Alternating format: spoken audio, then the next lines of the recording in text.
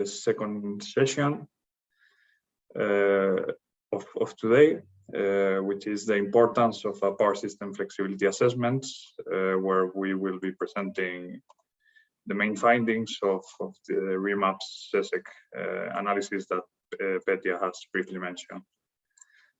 For this, we will have two presenters. First of all, Luis Janeiro, who is Program Officer from the REMAP team. Secondly, Sean Collins, who is Associate Program Officer also on the REMAP team and the main modeler for the power sector in. So Luis, Sean, I'll give you the floor. Thank you very much, Carlos, and welcome everyone to this webinar. So I will present you the scope and the main findings of this regional study that we carried out over the last 2 years, actually 2019 and 2020. Next slide, Carlos. So this was an analysis for the region covered by the Central and Southeastern Europe Energy Connectivity, which is known by the acronym CESEC. It was funded by the European Commission, and as I said, it ran in 2019 and 2020. The project was launched, or the report was launched in October last year, and you can find it in our website for free for those that are interested. And the objective of this analysis was to look at what is the cost-effective potential to deploy more renewables than currently are there in the plans of the countries in CESEC, with a horizon to 2030, and then analyze what is the impact in key elements of the energy system. So obviously the cost of energy, what is the required investment to achieve such a scenario, what is the impact of such a scenario with more renewables in terms of security of supply, in terms of climate change and other externalities like air pollution. And we look at the whole energy system, so not only the power sector, but also heat and transport, so to achieve, let's say, a full energy systems perspective. Next slide, please. This is for those that are not familiar with the CESEC initiative, this is a geographical coverage. The countries in dark blue are EU member states, and the countries in lighter blue are part of the Energy Community Secretariat, the Energy Community. So in total it's 18 countries. Next slide, please. Here you have the main results of our analysis for each of the countries in the scope. There's two scenarios. The first scenario is a reference. So, and that scenario tries to represent what the countries will achieve under their current plans, or when the country does not have a plan in the best scenarios that we can find for that country. And you see that represented in dark green, and the lighter green is the additional potential for renewables that we see in our what we call REMAP scenario, which is our scenario with accelerated deployment of renewables. And what you see vertically there is the percentage of gross final energy consumption that is delivered by renewables. As you see, there's large differences between countries. Those differences are related to many factors. Obviously, the resource availability is one. The cost at which that resource can be deployed is another one. The socioeconomic conditions of the country, the barriers, specific barriers to the deployment of renewables, the pipeline of projects, for instance, for key technologies like hydro that have long lead times, and also the age of existing generation assets from conventional technologies. All of those play a role in what is the actual potential that we see as realistic by 2030. But all in all, for all countries in the region, we see additional cost-effective potential that could be deployed by 2030. Next slide. And of course, if we increase the amount of renewables in the system, we can reduce the demand for fossil fuels, and therefore also we can improve the security of supply for the countries. As you see, the impact in natural gas demand and oil demand is very substantial for the region. 18% in the case of natural gas, which is comparable to the total natural gas demand of a country like Ukraine. 14% of oil demand reductions, which is comparable to the total oil consumption of Croatia and Greece. And this together with the demand reductions in coal in the power sector delivers almost a fifth, actually more than a fifth of the emissions reductions, which are comparable to the total emissions of Romania and Bulgaria combined. So what this illustrates is that actually climate change is not contradicting other priorities of the country, but can be pursued at the same time of pursuing other worthwhile social objectives like increasing security of supply or reducing air pollution in cities. Next slide. And we see three key pillars to realize such a scenario. The first pillar is a decisive deployment of renewables in the power sector. In the case of CSEC, there's a very large potential for these technologies, which we estimated at 1,300 gigawatts.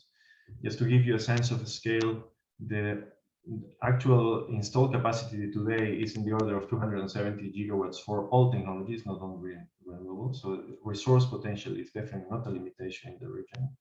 And cost is also not a limitation anymore, because we have seen over the last decade very steep and big reductions in the cost of key technologies like solar and wind, to the point that today in most global markets, solar and wind are the cheapest technologies that the country can deploy. And we even see in some markets that new solar and wind plants are actually cheaper than the marginal running cost of existing coal plants, for instance. So it's cheaper to deploy new capacity for solar and wind than to keep running coal capacity in some countries. And furthermore, these cost reductions are expected to continue because both technologies still have a lot of room for improvement. So for these reasons, we think that these renewables in general, but solar and wind in particular, will be the backbone of future power systems. Then the second pillar is the rest of energy system, because we usually forget that we talk a lot about the power sector, but electricity is only 1/5 of the energy we consume. The rest, the other 80%, is fuels for heat and transport. And here, the solution that we propose is also decisive electrification of heat and transport energy services. Multiple reasons for that. First and foremost, electrification is an efficiency measure. So if we compare an electric vehicle with an internal combustion vehicle, an electric vehicle can deliver the same energy service with 1/3 of the energy consumption. And the same goes for electric heat pumps compared with boilers. So first and foremost, it's an energy efficiency measure. It helps the transition overall of the energy system, because as we saw, we have cost-effective options to produce electricity, and substituting fuels is more difficult. Substituting fuels with clean options, I mean. Also, the electrification eliminates pollution in the place where the fuel is consumed. So this helps reduce air pollution in cities, for instance. And also, this additional demand for heat and for electric vehicles gives a strong signal for investment in the power sector. And conversely, this new demand, if managed flexibly, can help integrate the variability of solar and wind in the power sector. So a positive synergy is created between the heat and transport sector and the power sector when we couple the two sectors and we attach and we, let's say, attack the problem as an integrated problem. And then there's a third pillar, because not everything can be electrified. There will be some applications for transport, as well as, for instance, applications for heat, like high temperature heating industry, for which electrification is sometimes not an option. So for that, what we propose is also the deployment of bioenergy, and which we think in the region has substantial potential for supply expansion, with sustainable practices like the use of residues from crops, and also sustainable forestry. Next slide. Okay, so coming back to the, let's say, to the topic of modeling the power sector, this slide gives you a sense of the transformation in the power sector that we are proposing for the region. we have two graphs here. The left-hand side is expressed in capacity terms, and the right-hand side is expressed in generation terms. And there's three columns in each graph. The first column is the situation in 2015, which was our base year for this analysis. Then we have the situation in the reference case 2030, and our proposed 2030 remap scenario for the region. So we start with capacities. We see in 2015, there were 109 gigawatts of renewable capacity. Roughly half of that was hydro, and the rest was wind and solar. And we expect that this capacity would grow to 195 gigawatts by 2030 if we follow the plans that countries have. Most of that expansion would be solar, which would triple in capacity compared to 2015 levels, wind that would double in capacity, and also some additions in hydro capacity. As you see in our remap scenario, we see that realistic potential to be realized by 2030 to actually expand much more that renewable capacity. We see almost a fivefold increase in solar capacity and almost a threefold increase in wind capacity, with smaller increased additions in hydro and also substantial additions in solid biomass, which can play a role both in district heating systems and in providing firm capacity to integrate renewables in power systems. And if you look at the right-hand side, you see this in generation terms. So we would move from a 31% generation of renewables in 2015 to almost 60% generation with renewables by 2030 in our remap scenario, roughly half of which would be variable renewables, so solar and wind. So this obviously poses challenges to the operation of power systems. And this is why we carried out some modeling exercises to understand whether the bottlenecks for integration of these renewables at the regional level. And this is what my colleague Sean Collins will explain to you. Thank you.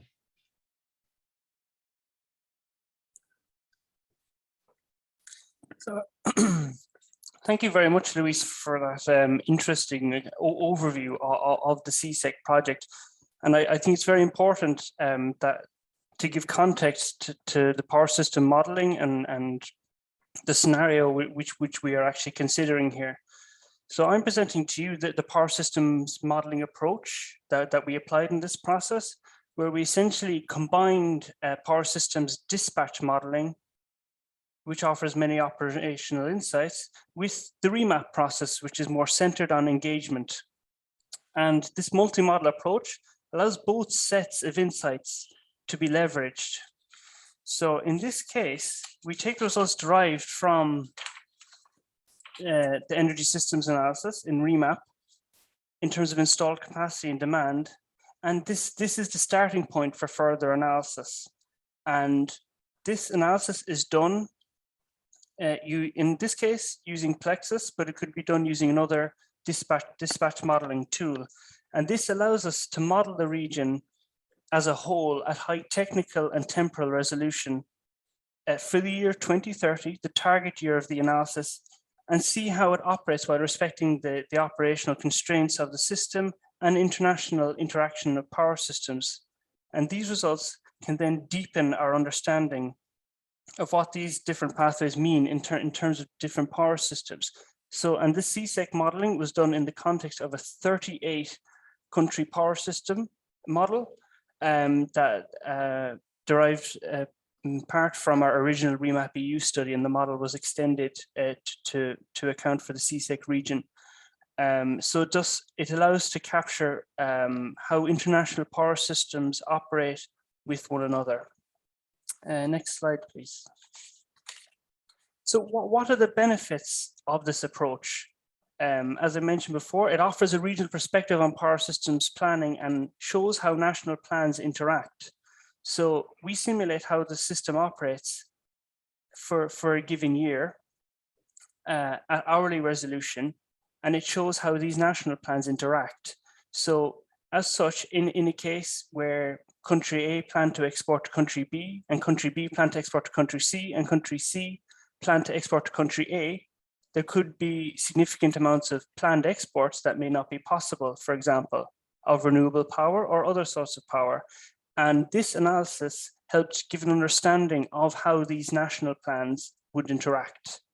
And in the case of this CSAC remap study, it showed how they operate with high shares of variable renewables whilst respecting operational constraints, such as minimum up and down times of natural gas and coal-fired units, and international transmission constraints. And coupling of the remap approach with this operational modeling approach allows for the strengths of both approaches to be coupled, and actually allows insights to be fed from one model to the other, so that the benefits of both approaches can be realized. And in addition, this modeling and the results of this analysis are possible to couple with other models that would allow more detailed national planning, because this is a high level analysis. These results could be fed into more detailed approaches at a national level to see how such plans could be realized. Next slide, please. So this is just an overview of some of the key inputs and the outputs to the analysis.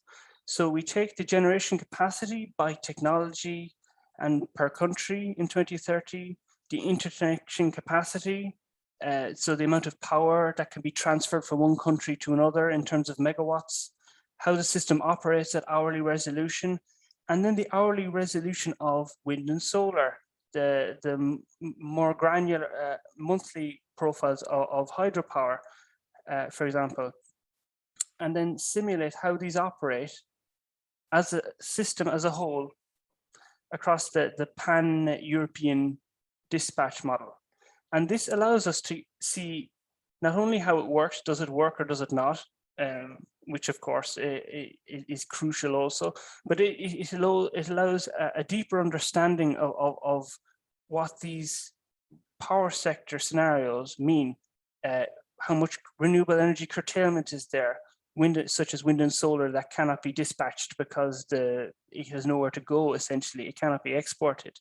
What are the wholesale market prices of electricity under these scenarios? What is cross-border trade of electricity? What is interconnector congestion? How long are the lines operating at a maximum level? How are conventional plants being operated, such as, are they being turned on and off very regularly? Are they ramping very significantly? And all these insights allow us to see the emissions intensity also of the system, while capturing these more granular kind of needs of the system, so that would not be captured in a high level approach.